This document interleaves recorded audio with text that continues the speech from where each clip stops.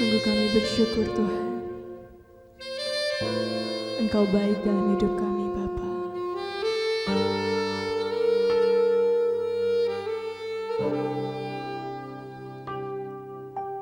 Ku bersyukur padamu Tuhan atas kasih-Mu.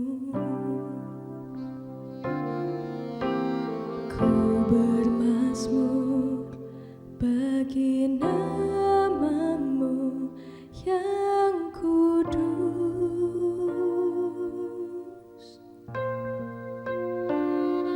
sebab Engkau kebenaranku,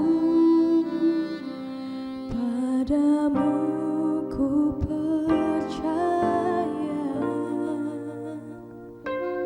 Betapa mulianya Tuhanku, ku rindu menyatakan,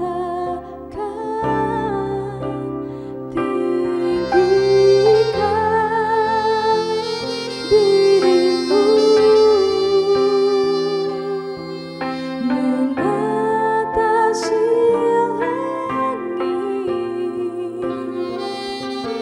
kebesaran-Mu Tuhan,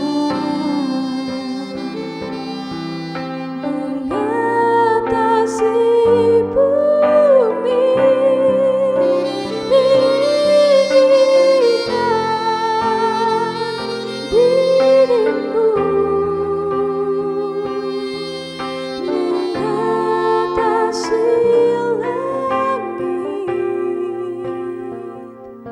kemuliaan-Mu Tuhan, kemuliaan-Mu Tuhan, kemuliaan-Mu Tuhan,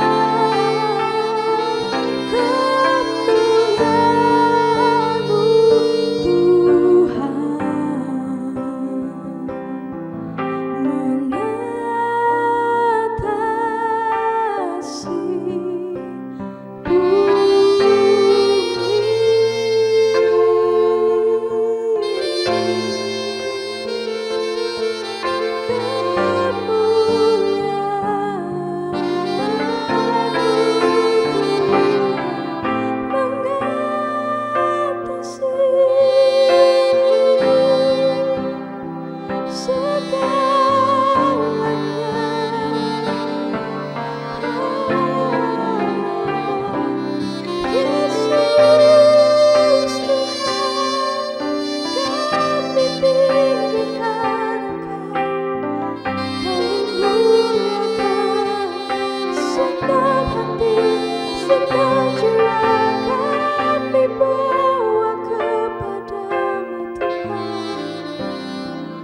sebab Engkau layak terima pujian. Kami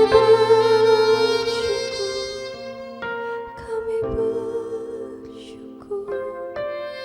Terima kasih Tuhan, terima kasih Yesus.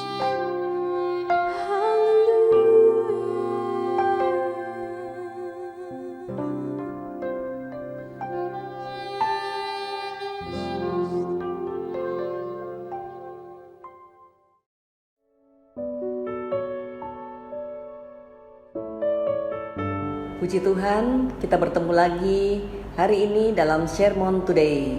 Kali ini kita akan membahas tentang penguasaan diri. Di dalam kehidupan manusia atau diri manusia, ada dua sisi yang saling bertolak belakang, yaitu kebaikan dan kejahatan. Dan dua sisi ini akan terus bersaing dalam kehidupan manusia untuk menguasai kita. Jika sisi yang baik yang lebih dominan, maka tentulah perbuatan-perbuatan baik yang akan dilakukan. Tetapi sebaliknya, jika yang jahat yang lebih dominan, maka pastilah perbuatan-perbuatan jahat yang akan kita lakukan. Mungkin saudara pernah mendengar orang berkata, "Oh, saya ini baik, tapi jangan sampai dikorek." Nah, dengan kata lain, dia ingin berkata bahwa saya ini orangnya baik, tetapi jangan coba-coba diganggu atau disakiti. Nah, menurut saya tidak ada yang istimewa dari pernyataan ini, karena hampir semua orang juga akan bersikap demikian, akan baik jika dibaiki dan akan bereaksi jika disakiti. Yang benar sebenarnya adalah kita akan tetap menjadi baik dan mau memaafkan walaupun kita disakiti atau diperlakukan tidak baik. Tetapi hal ini sangat sulit untuk dilakukan. Dalam 1 Petrus 4 ayat yang ke-7 berkata, kesudahan segala sesuatu sudah dekat. Karena itu kuasailah dirimu dan jadilah tenang, supaya kamu dapat berdoa. Sekali lagi, kesudahan segala sesuatu sudah dekat. Karena itu kuasailah dirimu dan jadilah tenang, supaya kamu dapat berdoa. Saudara, dunia yang kita tinggali ini semakin hari semakin tidak baik, dan pada akhirnya akan menuju kepada kehancuran. Tetapi sebagai orang percaya dan anak-anak Tuhan, hidup kita haruslah semakin hari semakin baik, sehingga kita dapat sempurna seperti Kristus. Dalam situasi dan kondisi yang tidak baik, apakah itu dalam rumah tangga, usaha pekerjaan, atau studi dan lain-lain, orang pasti merasa cemas, gelisah, panik, dan tidak bisa menjadi tenang, dan dapat saja melakukan tindakan yang salah. Banyak orang yang memiliki kemurahan hati, banyak juga orang yang memiliki kerendahan hati, tetapi lebih banyak lagi orang yang tidak memiliki penguasaan diri, termasuk anak-anak Tuhan. Penguasaan diri adalah salah satu dari buah roh dalam Galatia 5 ayat yang ke-23. Penguasaan diri atau menguasai atau mengendalikan diri adalah sesuatu hal yang sulit untuk dilakukan. Tetapi itu bukan berarti tidak bisa dilakukan. Semua tergantung pada kita. Di dalam 2 Timotius 4 ayat yang ke-5a, tetapi kuasailah dirimu dalam segala hal.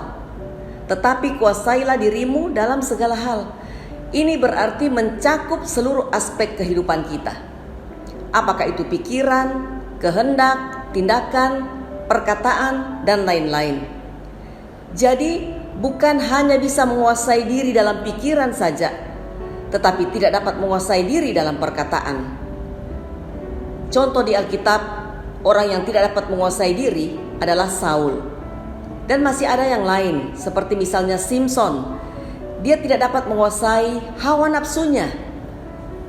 Nah, ketidakmampuan penguasaan diri dari Saul ini membuat dia selalu gelisah, cepat marah, dendam, dan berkali-kali melakukan hal yang jahat terhadap Daud. Tetapi semua itu gagal. Tapi pada akhirnya Tuhan sendiri pun menolak dia. Manusia sangat sulit untuk menaklukkan kedagingannya, kedagingan dalam dirinya. Saudara, hanya orang-orang yang hidupnya dipimpin oleh roh yang mampu menguasai dirinya. Itu sebabnya kita perlukan Roh Kudus untuk menolong kita. Ayat yang sudah kita baca tadi mengingatkan bahwa kesudahan segala sesuatu itu sudah dekat. Karena itu kuasailah dirimu dan jadilah tenang, supaya kamu dapat berdoa. Hidup di akhir zaman ini, kita sangat memerlukan Roh Kudus untuk menguasai hidup kita, supaya kita dapat melakukan hal-hal yang benar di dalam diri kita. Orang yang dapat menguasai diri akan bersikap tenang, sehingga dia mengerti apa yang ia doakan. Saudara, doa adalah hal yang terpenting dalam hidup manusia. Tanpa doa, kita tidak ada hubungan dengan Bapa. Dan tanpa doa pun, kita tidak akan mampu melakukan apa yang menjadi kehendak Bapa dalam kehidupan kita. Sekarang mari kita lihat pada diri kita. Lihat pada diri saudara sendiri. Dalam hal apakah kira-kira dalam diri saudara yang tidak dapat saudara kuasai? Mari minta Roh Kudus untuk memampukan saudara bertindak dengan penuh kuasa, sehingga saudara dapat terbebas dan dapat berdoa dengan tenang. Kiranya firman Tuhan memberkati kita. Mari kita berdoa. Tuhan, kami sudah mendengarkan firman-Mu yang mengingatkan kami supaya kami dapat menguasai diri, menjadi tenang, sehingga kami dapat berdoa.